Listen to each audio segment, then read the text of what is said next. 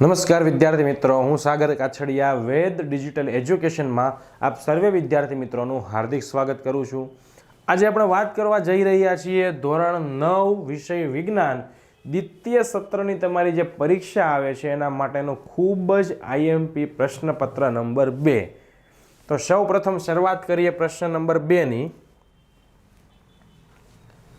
કુલ ગુણ છે તમારા વિજ્ઞાન વિષયના દ્વિતીય પરીક્ષામાં રહેશે 50 ગુણ। 4 વિભાગ હશે, વિભાગ એ, વિભાગ બી, વિભાગ સી અને વિભાગ ડી।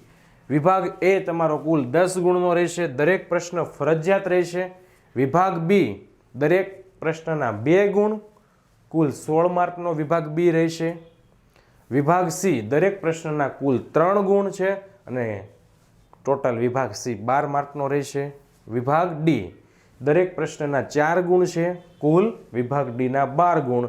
આ રીતે મળીને 12, 12, 16 અને 10 ટોટલ તમારું 50 માર્કનું પ્રશ્નપત્ર બનશે।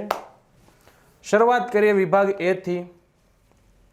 નીચેના પ્રશ્નોના માગ્યા મુજબ જવાબ આપો, દરેકનો 1 ગુણ, દરેક પ્રશ્ન ફરજિયાત છે। પહેલું, પ્રવાહીની મુક્ત સપાટીનું ક્ષેત્રફળ વધવાથી બાષ્પીભવનનો દર ઘટે। તો આ વિધાન છે તમારું ખોટું। કેવી રીતે? હવે તમારે કપમાં ચા ભરેલી હોય, આ જ ચાને તમે રકાબીમાં નાખો તો શેમાં ઝડપથી ચા ઠંડી પડે? તો રકાબીમાં ક્ષેત્રફળ વધે તો ઝડપથી ઠંડી પડે, જ્યારે કપમાં ક્ષેત્રફળ ઓછું હોય તો ઠંડી પડતા વાર લાગે। એટલે ક્ષેત્રફળ વધે તો બાષ્પીભવનનો દર પણ વધે। સામાન્ય તાપમાને પ્રવાહી ધાતુ, પ્રવાહી ધાતુ એટલે પારો। વાયુ સ્વરૂપના તત્વોની સંખ્યા, તો વાયુ સ્વરૂપના કુલ 11 તત્વો છે। પ્રવાહી સ્વરૂપનું અધાતુ તત્વ તો કે બ્રોમિન। 303 કેલ્વિને પ્રવાહી ધાતુ, અહીંયા આપણે ઓપ્શનમાં ભૂલ છે, ત્યાં આવશે ઓપ્શન આપણો બી ગેલિયમ। તો તમારો જવાબ કોણ બનશે? ગેલિયમ। ત્યારબાદ પ્રશ્ન નંબર 3, એક પરમાણવીય દળ બરાબર ખાલી જગ્યા વજન, તો એમાં જવાબ બનશે એ C12ના 1/12 ભાગનું। તમારો જવાબ થશે એ।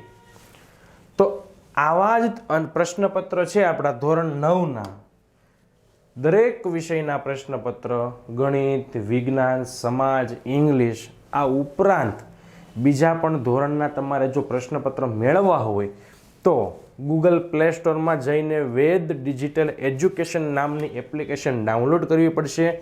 ડાઉનલોડ થઈ ગયા બાદ ત્યાં તમારો રજિસ્ટર મોબાઈલ નંબર નાખવાનો, જેથી કરીને તમને એક ઓટીપી આવશે।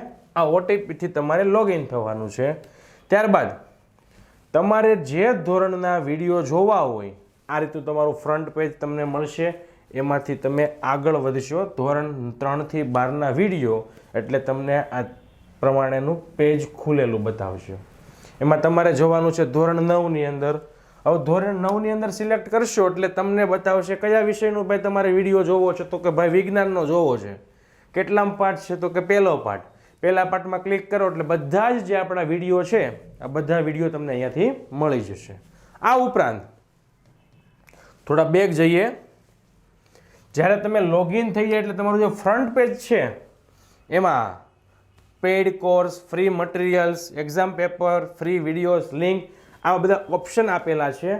એમાં એક્ઝામ પેપરમાં જે તમે અમને પ્રશ્નપત્ર મોકલો છો એ પ્રશ્નપત્ર, સોલ્યુશનવાળા પ્રશ્નપત્ર, આ બધા જ જે તમારા જે સોલ્યુશનવાળા પ્રશ્નપત્ર એમાં મૂકેલા હશે, જેથી કરીને તમને આવનારી પરીક્ષામાં એ ઉપયોગી બને। તો જે પણ વિદ્યાર્થી મિત્રોને હજી પણ વેદ ડિજિટલ એજ્યુકેશન નામની જે એપ્લિકેશન ડાઉનલોડ કરવાની બાકી હોય તો અત્યારે જ ડાઉનલોડ કરે, જેથી અમારા અવનવા વિડીયો, અવનવા પ્રશ્નપત્રો, એકમ કસોટીઓ વગેરેનો લાભ તમને મળી શકે। ચલો વિડીયો તરફ આગળ વધીએ। ચોથું, ક્લોરીન આયનમાં સંયોજકતા ઇલેક્ટ્રોનની સંખ્યા કેટલી? ખાલી જગ્યા છે। હવે ક્લોરીન આયન છે, સંયોજકતા ઇલેક્ટ્રોનની સંખ્યા તો ક્લોરીન, તો પરમાણુ ક્રમાંક કેટલો છે ક્લોરીનનો 17, તો એની ઇલેક્ટ્રોન રચના કેટલી બને 2 8 7, તો અહીંયા સંયોજકતા ઇલેક્ટ્રોન કેટલા થાય એના 2 8 7, તો ક્લોરીનમાં જવાબ કેટલો આવશે છેલ્લો ઓપ્શન 7, અહીંયા આપણે ઓપ્શનમાં મિસ્ટેક છે, અહીંયા 17 ની જગ્યાએ કેટલા આવશે 7. ત્યારબાદ પાંચમું રંગવિહીન કણો, તો લ્યુકોપ્લાસ્ટ. હવે લીલો કણ છે, લીલો રંગ તો કોનો હોય, તો લીલો રંગ તો હોય હરિત કણનો, તો જવાબ આવશે હરિત કણ. ત્યારબાદ પ્રશ્ન નંબર 6, વર્ધનશીલ પેશી વનસ્પતિના ખાલી જગ્યા ભાગમાં જોવા મળે. વર્ધનશીલ પેશી છે એટલે મૂલાગ્ર. ત્યારબાદ વાહનનું ઓડોમીટર શું માપે છે? જો વાહનમાં ઓડોમીટર ને સ્પીડોમીટર આવે, સ્પીડોમીટર તો કે ઝડપ માપે, ઓડોમીટર તો વાહને કાપેલું અંતર. ઓડોમીટર શું માપે છે? વાહને કાપેલું અંતર. ત્યારબાદ 30 કિલોગ્રામ દળ ધરાવતા પદાર્થનું ચંદ્ર પર વજન. ચલો આપણી પાસે વજનનું સૂત્ર છે W બરાબર mg. m કેટલા છે તમારી પાસે 30. હવે g કેટલા છે? તો ચંદ્રનો g આપણને ખબર છે કેટલો છે કે પૃથ્વી કરતા 6 ભાગનો છે, તો પૃથ્વીનો કેટલો છે? તો 9.8, એને ભાગ્યા 6 5 30. હવે કરો ગુણાકાર, 98 ગુણ્યા 5 એટલે કે આવે 490. પાછળ એક પોઈન્ટ, તો પોઈન્ટ કેટલું વજન થાય ભાઈ ચંદ્ર ઉપર? 49 વજન છે, તો એકમ હું લખશો ન્યૂટન, તો જવાબ તમારો શું આવશે 49 ન્યૂટન. હરિયાળી ક્રાંતિ શામાં વધારો કરવા માટે કરવામાં આવી હતી? તો હરિયાળી ક્રાંતિ છે એટલે શું આવશે? ખેતી ઉત્પાદન. અને શ્વેત ક્રાંતિ કહી તો શું આવે? દૂધ ઉત્પાદન માટે. આગળ વધીએ વિભાગ બી. હવે વિભાગ બી છે, નીચેના પ્રશ્નોના 40 થી 50 શબ્દોમાં માગ્યા મુજબ જવાબ લખો, દરેકના 2 ગુણ, કુલ 16 માર્ક. તો રાસાયણિક સંયોગીકરણ એટલે શું? રાસાયણિક સંયોગીકરણના નિયમો કયા કયા છે? તો એમાં તમે લખી શકો છો કે કોઈ 2 પદાર્થો ભેગા થાય છે, રાસાયણિક પ્રક્રિયા થાય છે, આવું બધું તમારે એમાં લખવાનું. ત્યારબાદ સંયોજકતા એટલે શું, તેનું મહત્વ જણાવો. તો કોઈ પણ તત્વની બાહ્યતમ કક્ષામાં રહેલા ઇલેક્ટ્રોનને શું કહેવાય? એની સંયોજકતા. 1 2 3 હોય તો એ ગુમાવી દે, 5 6 7 હોય તો એ મેળવે, એ કેટલા મેળવે કેટલા ગુમાવે, એ બધી વસ્તુ આમાં લખવાની. 11મો આણ્વીય દળ એટલે શું? HCl નું આણ્વીય દળ કેટલું છે? તો હાઇડ્રોજનનું 1 છે, ક્લોરીનનું 35.5, તો 1 + 35.5 તો કેટલું થઈ ગયું 36.5 એકમ યુ. ત્યારબાદ રાસાયણિક સૂત્ર લખો, સોડિયમ સલ્ફાઇડ. સોડિયમ એટલે Na, સલ્ફાઇડ એટલે S. સોડિયમ એટલે Na, સલ્ફાઇડ એટલે S. આનો વીજભાર +1 અને -2, ગુણાકાર કરો ક્રોસ, Na2 અને ક્રોસ ગુણાકાર S, તો શું થઈ ગયું Na2S. ત્યારબાદ સમસ્થાનિકો, જેના પરમાણુ ક્રમાંક સરખા છે પણ પરમાણુ દળ અલગ અલગ છે, જેમ કે 1H1 1H2 1H3. આવી રીતે તમે છે આ દરેક પ્રશ્નના જવાબ આ રીતે લખી શકો છો. હવે આગળ વાત કરીએ તો વિભાગ સી.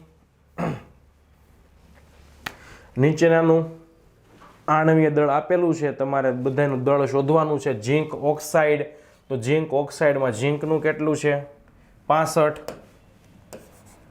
ઝીંક ઓક્સાઇડ, તો ઝીંકનું કેટલું છે 1 કૌંસમાં ઝીંકનું પરમાણ્વીય દળ વત્તા 1 કૌંસમાં ઓક્સિજનનું પરમાણ્વીય દળ. 1 કૌંસમાં ઝીંકનું કેટલું આપેલું છે આપણને 65 આપેલું છે, વત્તા 1 કૌંસમાં ઓક્સિજનનું કેટલું આપેલું છે 16, તો 65 એકા 65, 16 એકા 16, 6 ને 5 11 નો એકડો વધી 1, 6 ને 1 7 ને 1 8, 81 એકમ યુ. તો આ પ્રમાણે તમે ત્રણેયનું શોધી શકો છો. ત્યારબાદ સમસ્થાનિકના અનુપ્રયોગ એટલે કે ઉપયોગો જણાવવાના છે. મૃદુતક પેશી કોને કહેવાય, લક્ષણ અને પ્રકાર લખવાનું છે. ગુરુત્વ પ્રવેગમાં સ્મોલ g અને કેપિટલ G વચ્ચેનો સંબંધ દર્શાવવાનો છે. ત્યારબાદ દબાણ વિશે ટૂંક નોંધ લખવાની છે, એકમ રાશિ કેવી કહેવાય. આગળ વાત કરીએ તો વિભાગ ડી.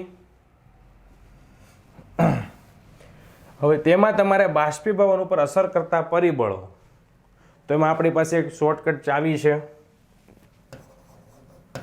આપા શોપ મારી. આપા શોપ મારી આ ચાવીનો ઉપયોગ કરીને તમે એના દરેક જે નામ છે, તાપમાનમાં વધારો, ક્ષેત્રફળમાં વધારો, આ બધી જ વસ્તુ યાદ રાખી શકો છો. ત્યારબાદ રુથરફોર્ડનો નિયમ, આકૃતિ દોરી વર્ણન કરવાનો છે. આકૃતિ દોરો એટલે ફરજિયાત ધ્યાન રાખવાનું કે આકૃતિ બરાબર વ્યવસ્થિત રીતે દોરવાની, જેથી કરીને સવાલ છે એની ઉપરથી ખબર પડે. ત્યારબાદ ન્યૂટનની ગતિનો પ્રથમ નિયમ, જડત્વના 3 પ્રકાર દર્શાવવાના છે, ત્રણે વિશે સમજાવવાનું છે. ત્યારબાદ પ્રવેગનું સૂત્ર, પ્રવેગ વિશે. ત્યારબાદ પ્રતિપ્રવેગી ગતિ અને પ્રવેગનો એકમ અને એ કેવી રાશિ છે, આ બધી જ વસ્તુ તમારે વિગતવાર સમજાવવાની છે. 4 ગુણના સવાલ છે એટલે એ પ્રમાણે તમારે જવાબ લખવાનો રહેશે. તો આપણા આવા જ પ્રશ્નપત્રો છે તમને મળવાના છે. અને આ જે પ્રશ્નપત્ર છે વિભાગ એ, વિભાગ બી, વિભાગ સી, વિભાગ ડી, આનું પણ સંપૂર્ણ સોલ્યુશન છે આપણી જે એપ્લિકેશન છે એમાં મૂકેલું જ છે. તો દરેક વિદ્યાર્થી મિત્રોએ આ સોલ્યુશન મેળવવું હોય તો આપણે એપ્લિકેશન ડાઉનલોડ કરી એમાંથી મેળવી શકો છો. આવો જ આપણો પ્રશ્નપત્ર 3નો નવો વિડીયો જે આવવાનો છે તે જોવાનું કોઈ ચૂકશો નહીં. અસ્તુ, જય હિન્દ, જય ભારત.